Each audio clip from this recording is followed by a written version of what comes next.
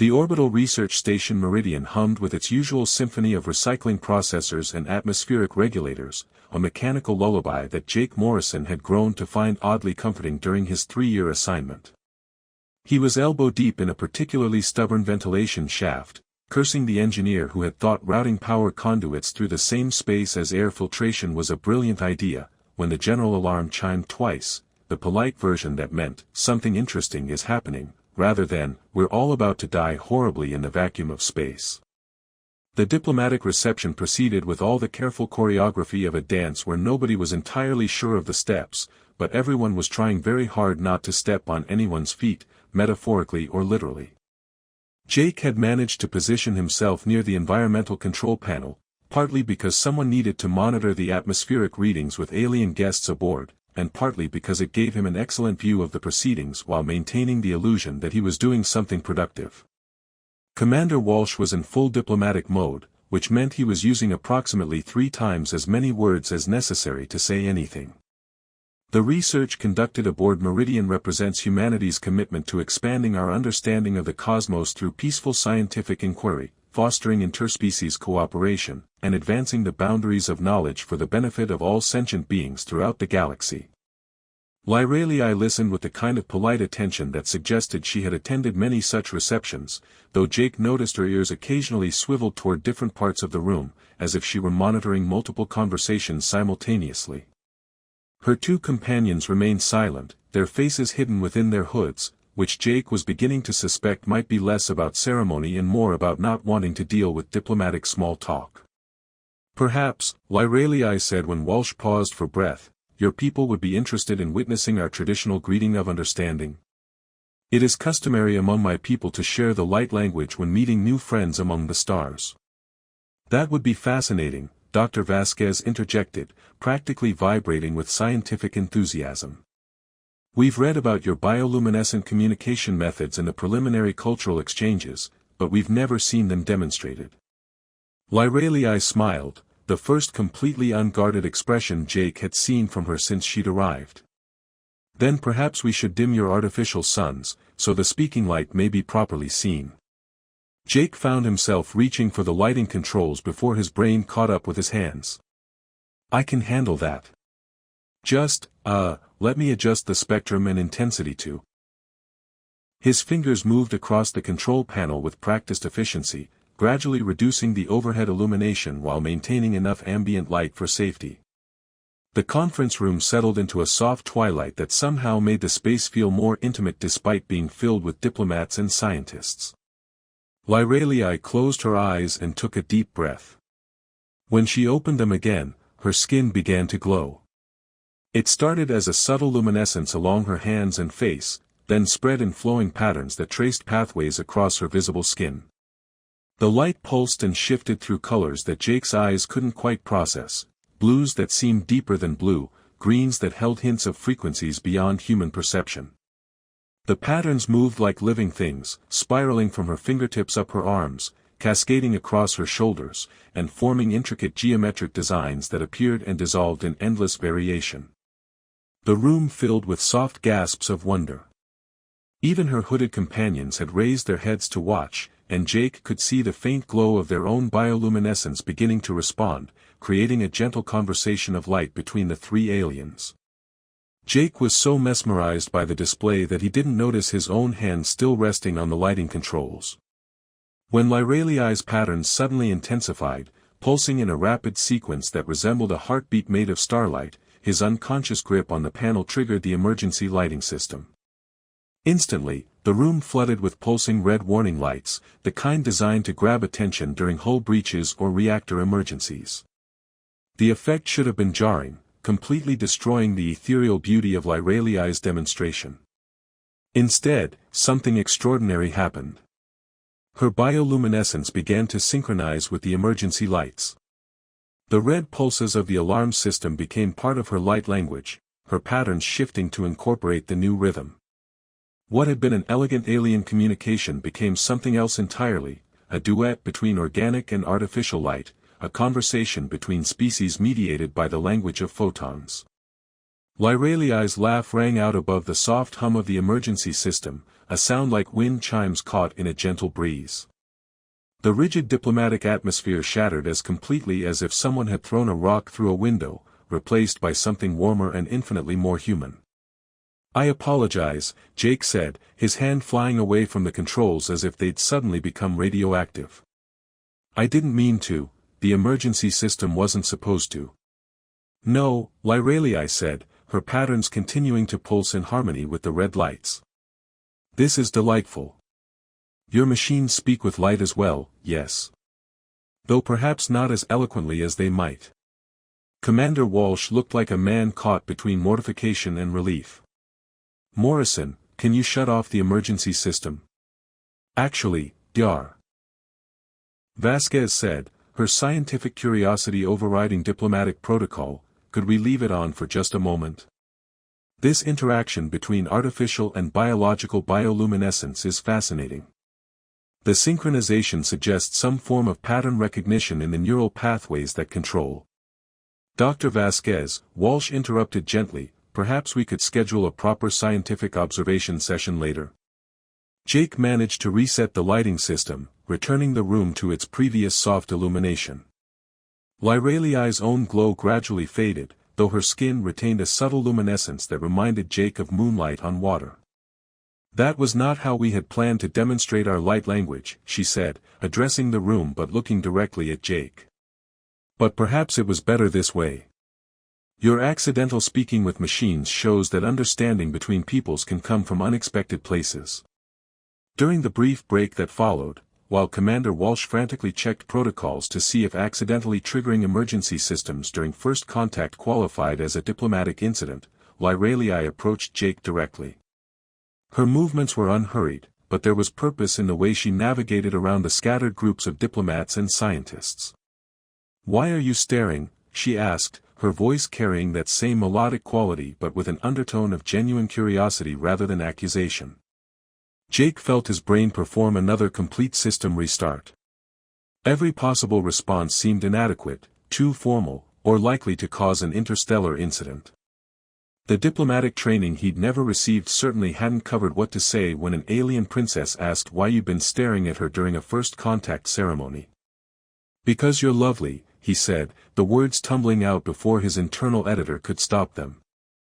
The silence that followed was the kind that makes you acutely aware of your own heartbeat and the fact that approximately 30 people were suddenly pretending not to listen to your conversation. Jake could practically hear Commander Walsh mentally composing his incident report. But then Lyraliai's ears flushed with a subtle silver glow, and her laugh, unfiltered by diplomatic training or cultural translation protocols, filled the space between them like music. "Lovely," she repeated, as if testing the word's flavor. "This is a concept of visual pleasure among your people, yes? You find beauty in the patterns of my appearance." Among other things, Jake managed, his face burning but his panic subsiding as he realized she didn't seem offended. "The way you move, the way your voice harmonizes with the station's systems, the way your ears respond to sounds I can't even hear. You're like a symphony that someone forgot to tell me I was listening to." Her silver flush deepened, spreading along the edges of her ears. "Among my people, we would say you perceive the harmonies that bind. Most beings see only the surface song, but you hear the deeper music. Is that good or bad?" "It is rare," she said, tilting her head in that way that made her ears shift like living radar arrays. "And therefore precious." Around them, the diplomatic reception continued, but Jake felt as if he and Lyraliai had somehow stepped into a quiet pocket of space where the universe's background noise faded to a whisper. Her unguarded honesty was infectious, cutting through the careful layers of protocol that surrounded them. "Your machine speaking earlier," she said, "it was not planned, but it created something beautiful. Do your people often make art by accident?" "More often than we'd like to admit," Jake replied. "Though usually the accidents involve explosions or temporal paradoxes rather than impromptu light shows.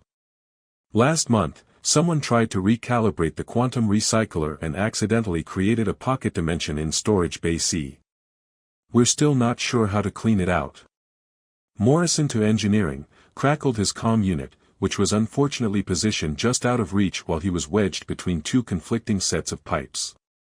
"We need you on docking bay 7, priority 1. Jake extracted himself from the shaft with the grace of a caffeinated octopus, managing to bang his head on 3 separate structural beams in the process. "What's the emergency? Did someone try to plug the coffee maker into the quantum flux generator again? Because I told Henderson that was a bad idea after the last time we had to explain to Central Command why the station's temporal field was brewing espresso at 17 different points in spacetime. Just get down here, Morrison. And try to look professional." "Professional. Right." Jake glanced down at his maintenance coveralls, which were currently decorated with what appeared to be hydraulic fluid, some sort of purple goo from the hydroponics bay, and a concerning amount of dust that might have been the remains of his lunch.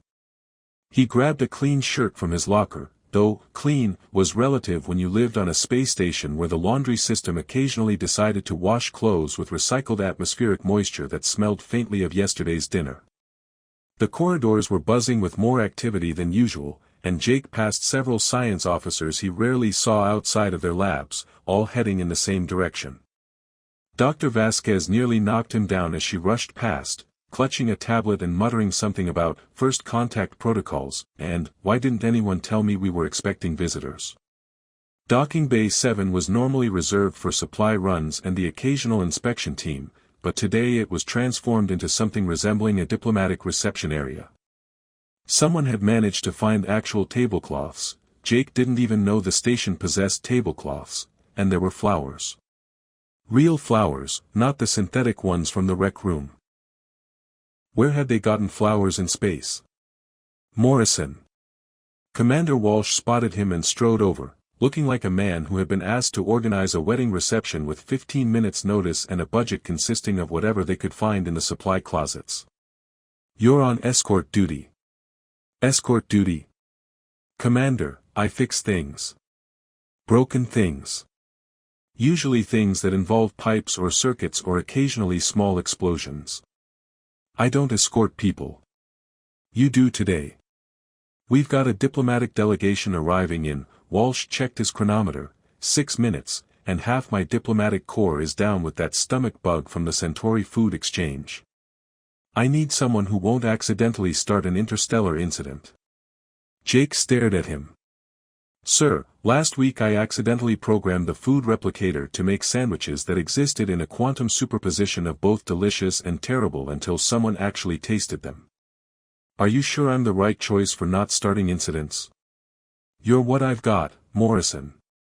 Just smile, nod, and whatever you do, don't touch anything that looks important." Before Jake could point out that on a space station, everything looked important, the docking bay's external sensors chimed. The massive bay doors began their slow cycle, revealing the star-scattered darkness beyond. A ship approached, sleek and organic-looking, as if someone had convinced a whale to develop advanced propulsion systems and a really good sense of aesthetics. The vessel docked with barely a whisper, its hull seeming to flow seamlessly with the station's connecting umbilical. Jake had seen plenty of ships dock at Meridian, but none that made the process look quite so much like an elaborate dance between lovers. "Remember," Walsh whispered urgently as the airlock cycled, "diplomatic protocols. Be polite, be respectful, and for the love of Newton's ghost, don't stare." The airlock opened with a soft hiss, and 3 figures emerged. They wore robes that seemed to capture and refract light in impossible ways, creating patterns that shifted and flowed like aurora across fabric. The material itself appeared to be alive, responding to their movements with subtle color changes.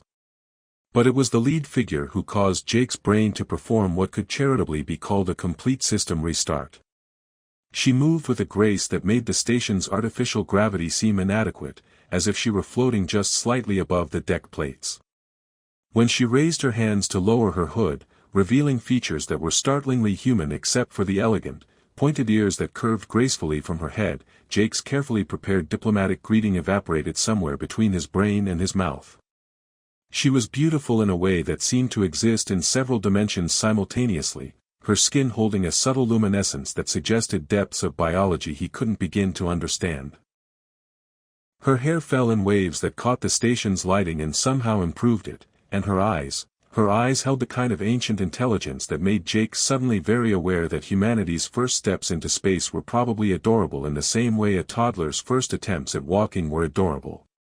"Welcome to Research Station Meridian," Commander Walsh began, stepping forward with practiced diplomatic precision. "I am Commander David Walsh, and on behalf of the United Earth Science Consortium, I extend greetings to the representatives of the Ethereal Collective." The alien woman, Princess. Diplomat? Jake realized he had no idea what her actual title was, inclined her head gracefully. When she spoke, her voice carried a melodic quality that seemed to harmonize with the station's background hum, as if she were somehow tuning herself to their environment. "I am Lyralii of the Third Harmony, speaking for the growing together that seeks knowledge with friendship among the star-walking peoples." Her translator rendered the words in standard English, but Jake could hear undertones in her actual speech that suggested concepts the translation couldn't quite capture. Growing together, knowledge with friendship, there were layers of meaning there that human language wasn't equipped to handle. "We are honored by your presence," Walsh continued, gesturing toward the prepared reception area. "If you would join us, we have prepared refreshments and a formal welcome ceremony." As the diplomatic party began to move toward the tables with their mysterious flowers and impossible tablecloths, Jake realized he was supposed to be doing something. Escorting. Right. He should be escorting someone. Probably one of the other two alien delegates, who wore similar robes but kept their hoods raised. Instead, he found himself frozen in place, watching Lyralii's ears twitch slightly as she moved. They weren't just decorative, they were clearly functional, responding to sounds or possibly other stimuli he couldn't perceive. The way they curved and shifted reminded him of radar arrays, or perhaps sophisticated antennae designed by someone with a far better aesthetic sense than human engineers. It was then that Lyralii turned, catching him in the middle of his thoroughly unprofessional staring. Their eyes met across the diplomatic bustle, and Jake felt his face begin the slow burn that indicated his circulatory system had decided to relocate most of his blood supply to his cheeks. She tilted her head, a movement that made her ears shift in a way that was somehow both alien and utterly charming, and for a moment that seemed to stretch like taffy, they simply looked at each other while the universe's most important first contact reception continued around them. What should have been a minor diplomatic embarrassment had somehow transformed into Jake's new assignment as unofficial tour guide to an alien princess, a development that terrified him roughly as much as it thrilled him. Commander Walsh had pulled him aside after the reception, wearing the expression of a man who had just realized his carefully planned dinner party had turned into a barn dance. "She specifically requested you, Morrison," Walsh said, consulting his tablet with the air of someone reading his own death warrant.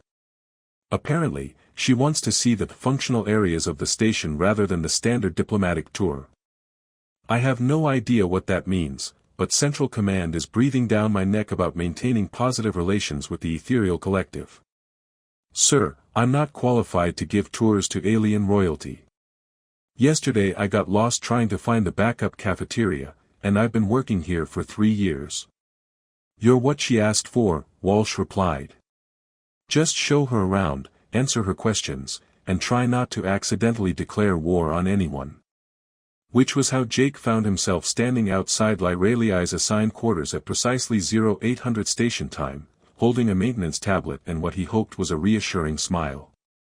The door chimed when he pressed the comm panel, and Lyralii's voice drifted through the speaker with that same musical quality that seemed to improve the station's acoustics. "Jake Morrison, yes. Please, enter." The door slid open to reveal quarters that had been transformed in ways Jake couldn't quite comprehend. The standard issue furniture remained, but everything seemed somehow more alive, as if the metal walls were breathing slowly and contentedly. Plants, actual living plants, had appeared overnight, their leaves catching and refracting light in patterns that reminded him of Lyralii's bioluminescence. "How did you?" Jake began, then stopped himself. "Never mind. I probably don't want to know." Lyralii emerged from what Jake assumed was the sleeping area, wearing robes that seemed more practical than her ceremonial garments but no less beautiful. Her ears perked up as she approached, and Jake noticed they were tracking sounds he couldn't hear, the subtle variations in the station's background hum, perhaps, or conversations happening 3 decks away. "Your people build homes from dead materials," she said, running her hand along the wall. "Yet even dead metal holds memories of the star fire that forged it. There are songs in your walls, Jake Morrison, though I think your ears are not shaped to hear them." "Just Jake is fine," he said, then immediately wondered if informality was appropriate when talking to alien royalty. "And you're right about the ears. Mine are mostly good for collecting earwax and occasionally hearing when someone's calling my name from the other side of the station." Her laugh was becoming familiar, a sound that somehow made the recycled air taste cleaner. "Jake, just Jake. This is humor, yes. Your people use laughter to ease the spaces between strangers. Among other things. Ready for the grand tour? Fair warning, most of it involves pipes, conduits, and machines that make noises for reasons nobody fully understands." They began in the hydroponics bay, where Jake had spent many off-duty hours helping Dr. Chen coax vegetables from nutrient solutions and artificial sunlight. Lyralii moved among the growing plants like a conductor reviewing her orchestra, her ears swiveling to catch sounds Jake couldn't detect. "Your plants sing of loneliness," she said, touching a tomato vine that immediately seemed to perk up under her fingers. "They miss the earth song, the deep harmonies of soil and sky and the great root network that connects all growing things." "We do our best," Jake said, watching in fascination as the plant's leaves seemed to orient themselves toward Lyralii. "It's not easy creating a complete ecosystem in a metal can floating in space. Dr. Chen says the plants grow better when someone talks to them, but I always feel ridiculous having conversations with vegetables. All life speaks, Jake, just Jake. Your vegetables simply use a language your ears cannot hear." She moved to another section, where Jake had jury-rigged an irrigation system using spare parts from 3 different departments. "But this is clever. You make the water paths follow the rhythm of your station's turning, yes? So the plants feel the false gravity in their roots. You can tell that just by looking. I feel the electromagnetic patterns. Water moving through metal pipes creates small songs in the quantum field. Your improvised solution harmonizes with the station's rotation in ways that please the growing spirits." They moved on to the quantum recycling systems, where Jake attempted to explain how the station converted waste matter back into usable materials by convincing atoms to forget what they had been and remember being something else instead. Lyralii listened with the kind of focused attention that made him feel like his rambling explanations were actually profound insights. "This is beautiful," she said, watching the quantum field generators hum through their cycles. "You tear apart the patterns that bind matter, then weave them into new songs. It is like death and rebirth compressed into moments. When you put it like that, it sounds almost poetic. Most of the time it just sounds like expensive plumbing with delusions of grandeur. Why do you speak of your work with such dismissal? You are a builder of harmony between opposing forces, metal and void, order and entropy, the needs of your people and the limitations of your environment. This is not small work." Jake felt heat rise in his cheeks. Nobody had ever described his job as building harmony between opposing forces. Usually, people described it as fixing things that break at inconvenient times, or that guy who shows up covered in hydraulic fluid.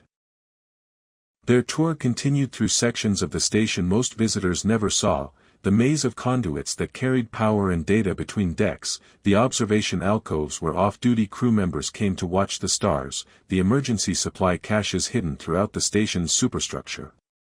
Lyralii's questions revealed perspectives Jake had never considered. "Your people prepare for disasters that may never come," she observed, examining an emergency atmosphere generator tucked into a junction between 2 major corridors. "You build redundancy upon redundancy, as if the universe were actively plotting against your survival." "Experience suggests it kind of is," Jake replied. "Murphy's Law, anything that can go wrong, will go wrong, usually at the worst possible moment."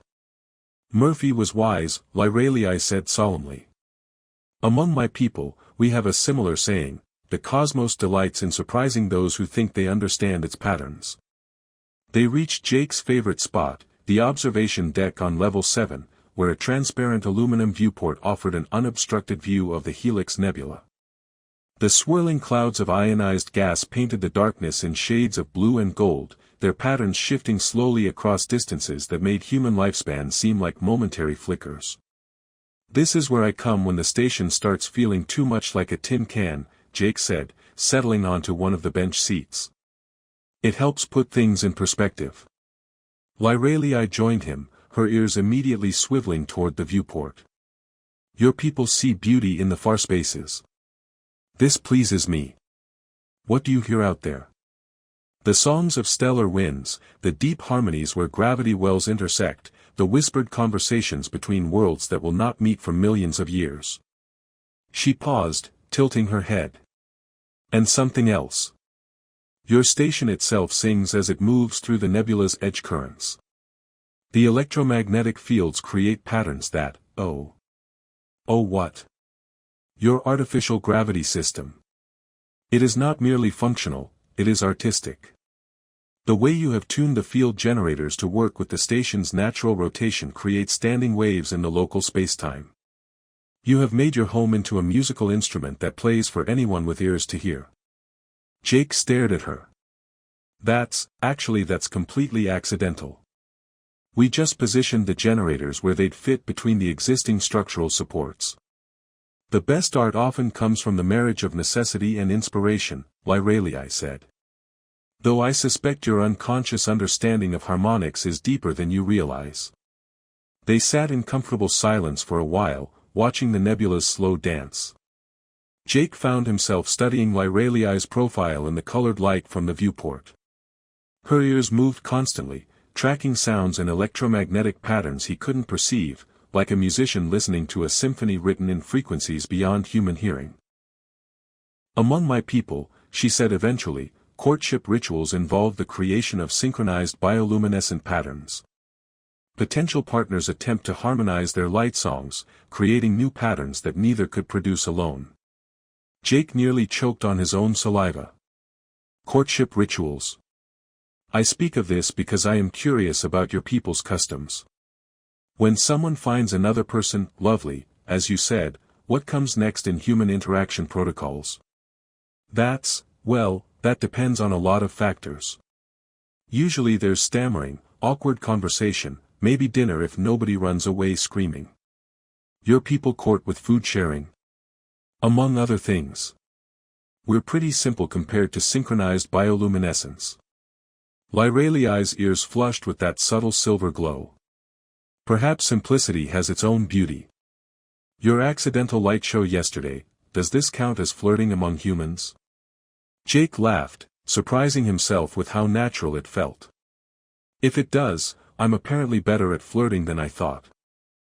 The formal diplomatic mission was scheduled to conclude at 1,400 hours, which gave Jake exactly 3 days to figure out how someone says goodbye to an alien princess who had somehow become the most interesting person he'd ever met. The irony wasn't lost on him that his first real connection with another sentient being might also be his last, at least for the foreseeable future measured in light years and interstellar politics.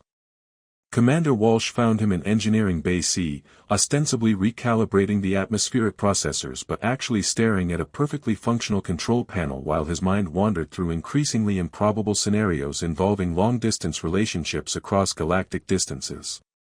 "Morrison, we need to talk," Walsh said, settling into the spare chair with the weary air of a man who had spent the last 72 hours fielding communications from Central Command, the Diplomatic Corps, and apparently 3 different xenobiological research institutes that wanted detailed reports on Lyralei's bioluminescent capabilities. "If this is about the incident in hydroponics yesterday, I can explain," Jake said automatically. "Lyralei was teaching me about plant harmonics, and when she demonstrated how electromagnetic fields could stimulate growth patterns, I thought it would be interesting to see what happened if we boosted the field generators." The fact that all the tomatoes started glowing was completely unexpected. "The glowing tomatoes aren't the problem, Morrison. The problem is that Princess Lyralei has submitted a formal request to extend her stay on Meridian for what she's calling additional technical observations. Her own diplomatic corps is baffled. Apparently, this is unprecedented behavior for someone of her rank. Jake felt something flutter in his chest that might have been hope or panic or possibly both.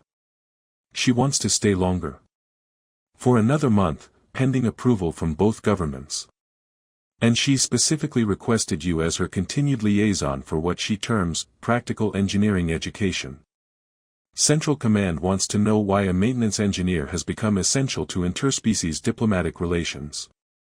I honestly have no idea, sir. Walsh studied him with the expression of a man trying to solve a puzzle with half the pieces missing. Morrison, in 3 days, you've managed to turn a routine first contact into something resembling a cultural exchange program. The science department is ecstatic. Dr. Vasquez hasn't slept since Lyralii started explaining ethereal biotechnology. The diplomatic corps is confused but optimistic. And you've somehow convinced an alien princess that human infrastructure is fascinating enough to warrant extended study. When you put it like that, it sounds almost impressive. It is impressive, you moron. The question is whether you're prepared for what happens next. Before Jake could ask what happens next, entailed, his comm unit chimed with Lyralii's now familiar melodic voice. Jake, could you join me in Observation Deck 7? I have something to show you. He found her standing before the main viewport, but instead of her usual robes, she wore practical work clothing that someone had apparently fabricated to accommodate her unique physiology. Her ears were practically glowing with excitement, which Jake had learned was a reliable indicator that she was about to share something that would fundamentally change his understanding of how the universe worked. Jake. Perfect timing. Watch this. She approached the environmental control panel, the same one Jake used to monitor atmospheric conditions during their previous visits. But instead of touching the controls, she simply placed her hands near the interface. The panel's displays began to shift, showing patterns Jake had never seen before. Instead of standard readouts for pressure, temperature, and gas mixtures, complex harmonic waveforms appeared, overlaid with color spectrums that seemed to indicate relationships between different atmospheric components. Your machines speak, Lyralii said, her voice filled with wonder. But they speak in languages your people haven't learned to hear. Watch what happens when I translate. She began to hum, a sound that seemed to resonate not just in the air but through the deck plates themselves. The environmental system responded, fine-tuning atmospheric composition in ways that made the air feel somehow more alive, more breathable. How are you doing that? Your electromagnetic fields carry information patterns. I can perceive them with my ears, interpret their meaning, and respond with harmonics that influence the quantum states of your electronic systems. It is like having a conversation with the station itself. Jake stared at the readouts, watching atmospheric efficiency climb to levels he'd never seen before. You're talking to Meridian. We are all talking to her, Jake. You and your fellow humans simply haven't realized she can hear you. Every adjustment you make, every repair, every modification, these are words in a language of electromagnetic harmony. Your station has been trying to sing along with your work for years. And you can teach us to hear her. Lyralii's ears flushed silver. I can teach you to hear many things, if you are willing to learn. But this is why I have requested to stay longer. Your people's approach to engineering, this marriage of necessity and creativity, this art that emerges from practical solutions, it is unlike anything in our experience. We build with living systems that grow according to their nature. But you force dead materials to serve purposes they were never meant for, and somehow create beauty in the process. Jake felt that familiar heat in his cheeks. We just fix things that break. You do much more than that. Yesterday, when you showed me how you rerouted power conduits through the waste recycling system to improve efficiency, you created a closed loop that sings in perfect harmonic resonance. The pattern is so elegant that it could be art, but it emerged from pure practical thinking. I just needed to get power to Section 7 without overloading the main grid. Yes. And in solving that simple problem, you inadvertently composed a symphony in electromagnetic frequencies. She moved closer, her ears tracking his heartbeat and breathing in ways that should have been unnerving but somehow felt intimate. This is why my people need to understand your approach to building. We have forgotten how to create beauty from limitation, how to find harmony in opposition. Your species does this naturally, without even realizing the art you create. So this is about engineering research? Lyralii tilted her head, and her laugh carried undertones that made the viewport's transparent aluminum vibrate sympathetically. Engineering research, cultural exchange, diplomatic relations, these are all true. But they are not the only truth. Jake felt the universe shift slightly around him, the way it sometimes did during spatial anomalies or when someone was about to say something that would change everything. What's the other truth?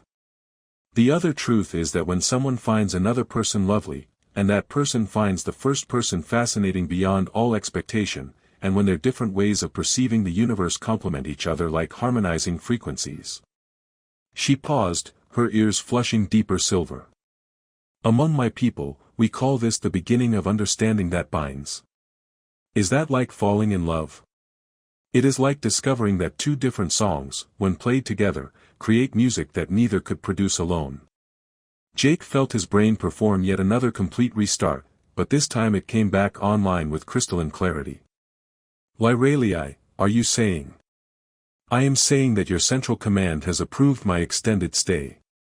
I am saying that my government believes cultural exchange with your people could benefit both our civilizations. I am saying that in 1 month, I will need to return to present my findings to the Third Harmony. And I'm saying that a month isn't very long for the kind of understanding you're talking about. Her smile was radiant enough to power a small star. I am also saying that my final recommendation will include a proposal for long-term exchange programs. Your people could send representatives to learn about biotechnology and harmonic engineering. My people could send students to study human approaches to creative problem solving. Students like you. Engineers like me. Explorers like me. People like me who find humans fascinating and want to understand how you create beauty from broken things and limitation. Jake looked out at the nebula, its swirling patterns somehow more vibrant than they'd ever seen before. When you put it like that, it sounds like we might have a future together. Professionally speaking. Professionally speaking, Lyralii agreed, her ears practically incandescent. And personally speaking, I believe I would like to learn more about human courtship rituals. Particularly the ones involving shared meals and awkward conversation. I think I can help with that. Fair warning though, my cooking is mostly limited to whatever the food replicator can produce without creating temporal paradoxes. I will teach you to hear the songs in your food preparation systems. Perhaps together we can convince them to create meals that taste like music. Jake reached out tentatively, and Lyralii took his hand without hesitation. Her skin was warm and carried a subtle electrical tingle that made his fingers feel more alive. So what happens now? He asked. Now we have 30 days to convince our respective governments that the universe is more beautiful when different kinds of music play together. And we have 30 days to see if two people from different species can build something lovely from the space between stars. Think we can manage that? Lyralii's bioluminescence began to pulse in gentle, steady rhythms that reminded Jake of a heartbeat made of starlight. Jake, just Jake, you are a human who accidentally creates art while fixing broken things. I am an ethereal who hears the songs that hold the universe together. Between us, I believe we can manage anything. Outside the viewport, the nebula continued its ancient dance, and for the first time since he'd arrived at Meridian, Jake felt like he was exactly where he belonged.